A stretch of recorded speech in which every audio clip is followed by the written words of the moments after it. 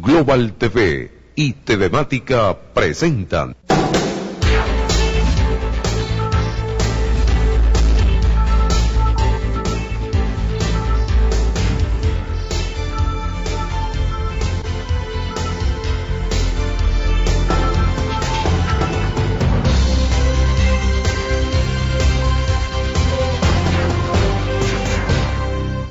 ¿Qué tal, amigos? ¿Cómo están? Bienvenidos, ya listos para iniciar una brevísima conversación sobre algunas cosas que esperamos queden para la reflexión, y de eso se trata.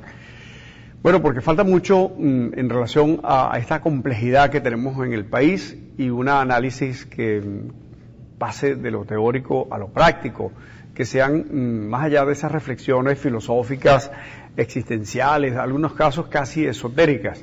Tenemos que pisar tierra y entender que hay unas realidades. Las realidades tienen que ver con la gente. Es decir, a partir del hecho de la gente, que tiene una diversidad, que pasa por intereses, por puntos de vista, por ideologías, por mucho que usted no esté de acuerdo con el otro porque considera que su ideología, aquel es comunista o socialista, este es liberal o neoliberal, o lo que sea, todas esas cosas, esos asuntos que además hoy están en desuso.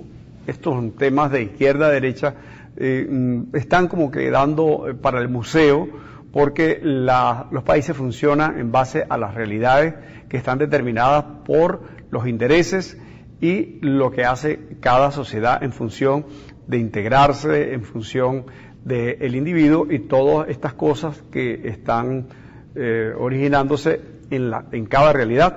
Los europeos, con procesos, por ejemplo, el envejecimiento que tienen como sociedad y necesitan renovarse.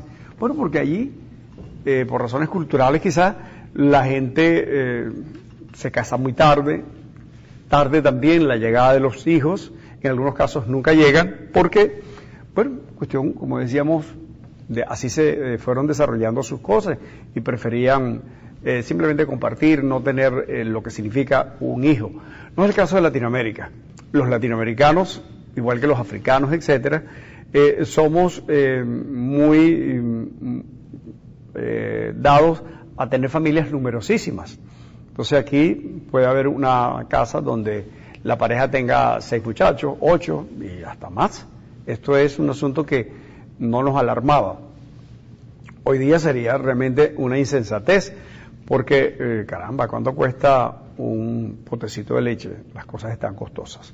Pero bueno, este es el asunto que hay que analizarlo sobre la base de realidades. Es que estamos en un mundo que tiene una serie de interrelaciones, que necesita definir líneas para coexistir, y ese es el mundo que nos toca desde este pequeñito a nosotros que se llama Venezuela.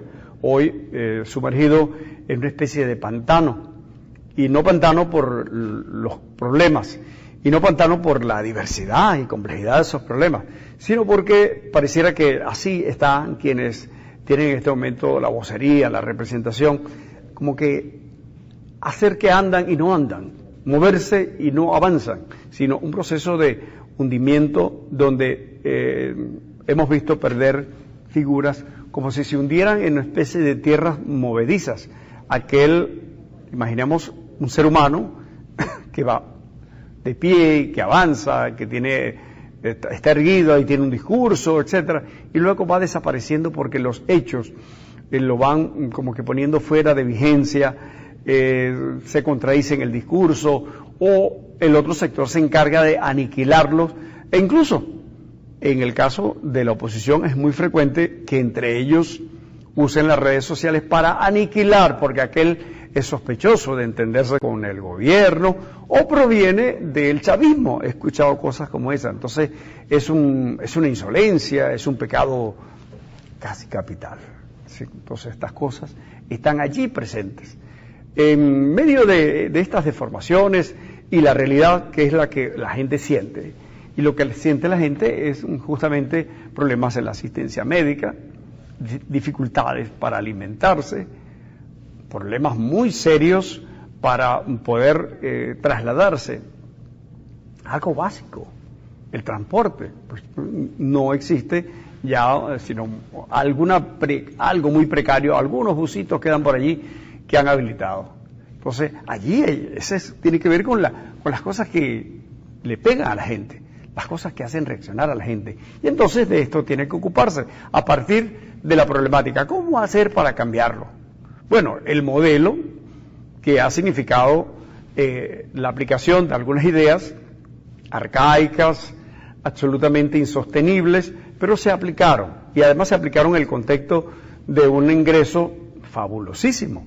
Y tuvimos la ilusión de que éramos ricos y nos paseábamos por el mundo. Pues aquí cualquiera, hasta hace poco, tenía una tarjetica de Cadivi y podía ir a Europa. Y podía visitar Panamá, por ejemplo, y comprarse unas cuantas cosas. Y cachivaches, cosas inservibles, lo que fuera, porque esa tarjetica pues, nos daba un poder adquisitivo que estaba relacionado muy poco con lo que se producía, que estaba relacionado muy poco con el esfuerzo. Y allí radica el problema. Era una ilusión. No teníamos esas posibilidades, no teníamos entonces una fortaleza como estructura ósea social, sino que estábamos muy débiles, pero estaba eso presente. ¿Y qué producía esa magia? El ingreso petrolero. ¿Y qué hacía que ese ingreso operara de tal manera? Bueno, la irresponsabilidad de una visión muy desafinada de aplicación del populismo, del paternalismo de Estado, de la creencia de que las instituciones las tengo en el bolsillo y hago uso de ellas en función de mi acomodado interés por el partido, por lo que yo creo, por mis emociones, y esas cosas se veían aplaudidas casi masivamente. Bueno, esa es la realidad. Eso realmente pasó. Y eso tiene gente que lo hizo, eso tiene gente que lo sostuvo por acción u omisión. Y se trata entonces de buscar salidas. ¿Cómo hacemos para escapar de ese laberinto si no es entenderse entre la gente? ¿Cómo hacemos para salir de ese pantanal? ¿Cómo hacer para avanzar? ¿Cómo hacer para rescatar a los que se hundieron como figuras en el asunto político, en la dirigencia, etcétera? Es probable que ya no se pueda. Y entonces quizás corresponda a quienes tienen ese papel y todavía les queda alguna fuerza, alguna vitalidad en cuanto a su accionar político, hacer que surjan, que tengamos figuras emergentes, pero no la imposición, no la construcción de esos liderazgos artificiales hechos en un moldecito porque se trata de mi hijo o de mi esposa, etcétera. Aquí hemos tenido eso, y de un lado y de otro. Va a ser ahora, yo dejo de ser alcalde y viene detrás mi esposa o mi marido o mi hijo. Eso pasó. Y los ministros son los compañeros o mi primo, el hijo de mi esposa, etcétera, son los directores, son asesores. Eso ocurre. Terrible, terrible para el funcionamiento eficiente de las instituciones. Eso ha desgarbado el cuerpo institucional y eso hay que rescatarlo. Y se hace es en la discusión, pero no en la discusión frugal, no en esa conversación inútil de la retórica vacía. Es que hay que concretar y entender que cada quien tiene sus intereses, perfectamente defenderá cada quien su cosa y hay que negociar. Uno no puede, y el que lo hace es un irresponsable que no le importa la vida de los que hoy, a esta hora, en este momento, tenemos muchos niños que no han comido. Y no les importa. No les importa que la gente pierda su casa por las inundaciones, no les importa que no llegue el agua, no les importa tantas cosas. Tiene que ver, tenemos que rescatar ese estado de conciencia social y tiene que haber conductores para evitar que se produzca anarquía. Eso lo tienen que entender todos los factores, de uno y otro lado. Puede haber mucha visión emocional, tremendista, y pueden decir lo que sea. Una cosa es esa, y otra es la realidad, la cruda realidad que está allí y que exige ya ponerse de acuerdo y entender que deben verse las caras y ceder de uno y otro lado para poder iniciar el proceso de reconstrucción de esta sociedad que está derrapada, que está maltrecha y que su mañana es infinitamente con la mayor incógnita. ¿qué va a pasar mañana? ¿Qué tenemos hoy? Pues, hoy nos toca actuar. Y bueno, les esperamos mañana para continuar conversando sobre estas cosas que proponemos como parte de la reflexión para todos, nos corresponde a todos.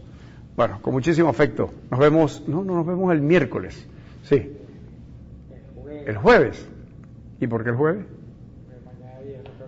Bueno, por eso nos vemos. Ah, que es jueves, es que hoy es martes.